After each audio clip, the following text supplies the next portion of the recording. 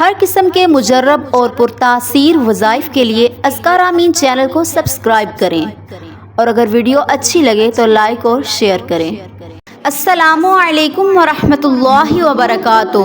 دولت حاصل کرنے کا انتہائی طاقتور وظیفہ۔ ایک آیت کریمہ ہے، اگر آپ چاہتے ہیں کہ آپ کے رزق میں مال میں اضافہ ہو جائے تو آپ اللہ کے قرآن کی اس آیت کو اپنا وظیفہ بنا لیں۔ رزق انسان کی کل ضروریات کو کہا جاتا ہے، خالی مال کو نہیں کہا جاتا، پیسے کو نہیں کہا جاتا۔ اللہ رب العزت جب قرآن پاک میں ارشاد فرماتے ہیں تو لفظ رزق استعمال فرماتے ہیں، اور رزق خالی روٹی کو نہیں کہتے، کھانے کو، لباس کو نہیں کہتے، مکان کو نہیں کہتے، بلکہ جتنی ضروریات ہیں ان ساروں کو رزق کے اندر اللہ رب العزت نے جمع کر لیا۔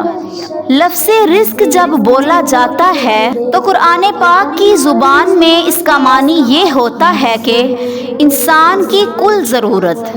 اب وہ کون پوری کرتا ہے؟ اللہ رب العزت خود فرماتے ہیں، واللہ خیر الرازقین۔ اب یہ جملہ اللہ رب العزت قرآن پاک میں بارہا ارشاد فرماتے ہیں، انسان جو ہے وہ رزق سے محروم بھی ہو سکتا ہے۔ حدیث میں آتا ہے جب یہ گناہ کرتا ہے، نافرمانی کرتا ہے تو گناہوں کی وجہ سے رزق آیا ہوا اس سے محروم ہو جاتا ہے۔ اب رزق جب انسان پیدا ہوتا ہے اس سے پہلے لکھ دیا جاتا ہے۔ انسان کا رزق جو ہے مقدر پہلے سے لکھا ہوا ہے۔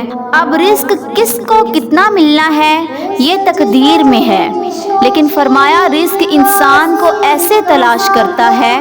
حدیث ہے نبی صلی اللہ علیہ وسلم نے فرمایا رزق ایسے تلاش کرتا ہے انسان کو جیسے موت تلاش کرتی ہے۔ ملک الموت ہر جگہ پیچھے جاتا ہے، انسان اس سے فرار نہیں اختیار کر سکتا۔ اسی طرح رزق انسان کے پیچھے خود جاتا ہے اور انسان کو تلاش کرتا ہے۔ اللہ غافل نہیں ہے۔ اللہ دیکھیں ساری کائنات کو، اتنے درندے اور اتنے جانور ہیں، ان کو بھی رزق دے رہا ہے۔ خالص چیز، خالص گوشت۔ ہمیں ملاوٹ والی چیزیں ملتی ہیں۔ شیر کو روز گوشت ملتا ہے، خالص گوشت۔ ہر چیتے کو خالص ملتا ہے۔ دیکھیں اب جانور جو گوشت کھانے والے ہیں ان کو گوشت کون دے رہا ہے؟ اللہ دے رہا ہے۔ اور جو چارہ کھانے والے ہیں، پتے کھانے والے ہیں، ان کو خالص پتے کون دے رہا ہے؟ ان کو کوئی ملاوٹ والی چیز ملتی ہے؟ کیونکہ وہ اللہ پہ بھروسہ کرتے ہیں، ان کو خالص مل رہا ہے۔ ہمارا بھروسہ نہیں ہے زیادہ تو ہمیں ملاوٹ والی چیزیں مل رہی ہیں۔ ہم نے کبھی سنا ہے کہ شیروں نے ہڑتال کر دی کہ ہمیں کھانے کو نہیں مل رہا؟ کبھی دیکھا بکری نے گوشت کھانا شروع کر دیا کہ پتے اب صحیح نہیں مل رہے؟ جو جس کی خوراک ہے وہی کھا رہا ہے اور اسے حلال مل رہا ہے، اور وہ اپنے حلال سے 1 انچ بھی آگے پیچھے نہیں ہو رہا۔ ہم ہی آگے پیچھے ہو رہے ہیں، ہم ہی ادھر ادھر ہاتھ مارتے ہیں، جو مل جائے کھانے کے چکروں میں رہتے ہیں، جیسا مل جائے کھانے کے چکروں میں رہتے ہیں۔ نہیں، اللہ فرماتے ہیں رزق کی طلب کرو، رزق اللہ سے مانگو، توجہ سے مانگو تو وہ سب ملے گا جو تمہاری چاہت ہے، لیکن یقین مضبوط کر کے اللہ کے در پہ آ جاؤ، اللہ سے مانگو۔ مانگنے کا طریقہ بھی اس آیت نے ہمیں بتا دیا۔ اللہ رب العزت سورۃ سبا کی آیت نمبر 39 ہے، اس کے اندر ارشاد فرماتے ہیں جو ہمارا وظیفہ ہے، قُلْ إِنَّ رَبِّي يَبْسُطُ الرِّزْقَ لِمَن يَشَاءُ مِنْ عِبَادِهِ وَيَقْدِرُ لَهُ۔ یہاں تک ہمارا وظیفہ ہے۔ اب آپ دیکھیے کہ یہاں اللہ نے فرمایا بے شک اللہ وسیع کرتا ہے، کھول دیتا ہے رزق اپنے بندوں کا جس کا چاہے، سارے بندوں کا نہیں، جس کا چاہے، یعنی جو خود بھی چاہے۔ کیسے چاہے؟ آپ چاہے جتنی تعلیم حاصل کر لیں، رزق آپ کو نہیں ملے گا۔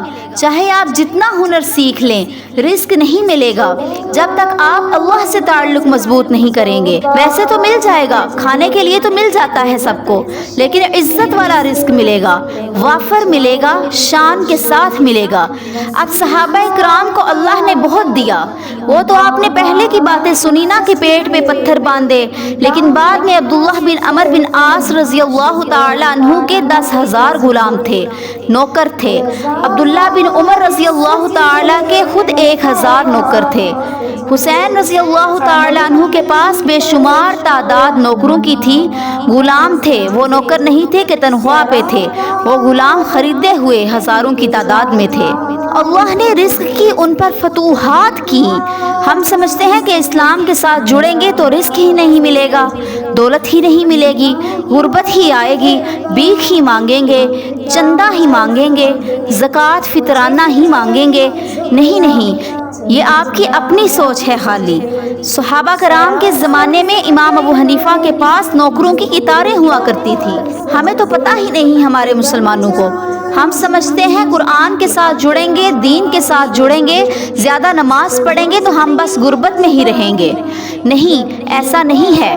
اس لیے یہ آیت کریمہ آیت نمبر 39 ہے سورۃ سبا کی، جو پہلے پڑھ کے سنائی ہے، اس کو آپ روزانہ 70 بار پڑھ کر دعا کریں۔ آپ اس کو 2 ہفتے لگاتار پڑھیں، دعا کرتے رہیں، جس ٹائم مرضی پڑھ لیں، دن کو پڑھیں، رات کو پڑھیں، انشاءاللہ تعالی رزق آپ کو بہترین ملے گا۔ کوئی کاروبار نیا شروع کیا ہے تو وہاں پہ روز بیٹھ کر اس کو پڑھا کریں 2 ہفتے تک۔ اور اگر آپ کو نوکری میں ترقی نہیں ہو رہی یا اور کوئی کام کر رہے ہیں تو اس میں ترقی نہیں ہو رہی تو آپ یہ روز پڑھ کر دعا کریں، اللہ آپ کا رزق بڑھا دے گا اور رزق میں وسعت فرما دے گا۔ اور اگر آپ کے پاس نوکری نہیں ہے، کام نہیں ہے، تو آپ اس کو 2 ہفتے پڑھیں، اللہ پردہ غائب سے آپ کو رزق عطا فرمائے گا، آپ کو کوئی ذریعہ معاش عطا فرمائے گا۔ لیکن آپ نے محنت ضرور کرنی ہے، آرام سے بیٹھے نہیں رہنا، اللہ آپ کو ضرور کامیاب کرے گا، اللہ آپ کو کروڑوں بھی دے گا انشاءاللہ تعالی۔